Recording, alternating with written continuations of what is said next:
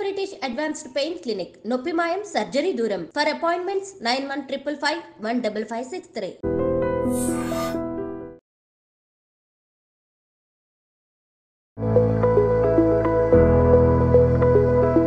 Hello, good afternoon.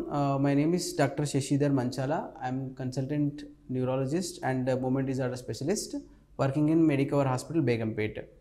So, కామన్గా వచ్చే problem day to day మా న్యూరాలజీ ప్రాక్టీస్లో అండి హెడేక్, తలనొప్పి. సో నేను ఈరోజు బ్రీఫ్గా చెప్తాను తలనొప్పిలు ఎన్ని రకాల తలనొప్పులు ఉంటాయనేది.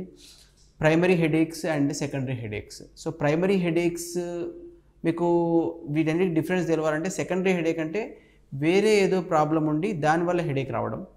ప్రైమరీ హెడేక్స్ అంటే బ్రెయిన్లోనే హెడేక్, బ్రెయిన్కి సంబంధించింది తలలోనే ఏదైనా ప్రాబ్లం ఉండడం వల్ల రావడం. ఓకే, సో ప్రైమరీ హెడేక్స్లో కామన్గా ఉండేటివి tension type headaches, then migraine, then cluster headaches.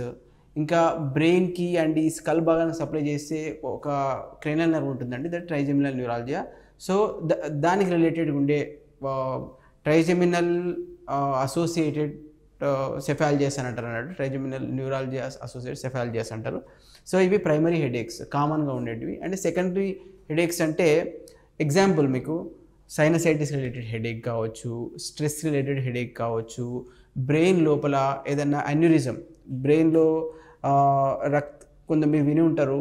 So రక్తనాళాలు కొంచెం లైట్గా ఉబ్బి ఒక బెలూన్ లాగా తయారయ్యి దాని అన్యూరిజమ్స్ అంటారు. సో దానివల్ల హెడేక్ కావచ్చు. సో డిఫరెంట్ వేరే కారణాల వల్ల హెడేక్ రావడము బ్రెయిన్ లోపల. ప్రైమరీ హెడేక్స్ అంటే హెడేక్ ఓన్లీ హెడేకే ఉంటుంది, ఇంకా మిగతా అన్ని నెగిటివ్ ఉంటాయి. మనం ఎంఆర్ఐ స్కానింగ్స్ ఏం చేసినా నెగిటివ్స్ ఉంటాయి అన్నట్టు. So that is primary. This is secondary headaches. Most common headache మనం చూసేదైతే migraine and tension type headache and vascular headaches ఉంటాయి. These are all primary headaches. And మెయిన్గా మనకు కామన్గా వచ్చేటి వాస్కులర్ హెడేక్స్ అండ్ మైగ్రేన్స్ కాబట్టి దాన్ని ఎలా మనం తగ్గించుకోవచ్చు, ఎలా ప్రివెన్షన్ చేసుకోవచ్చు. Main thing is timely food intake is very important.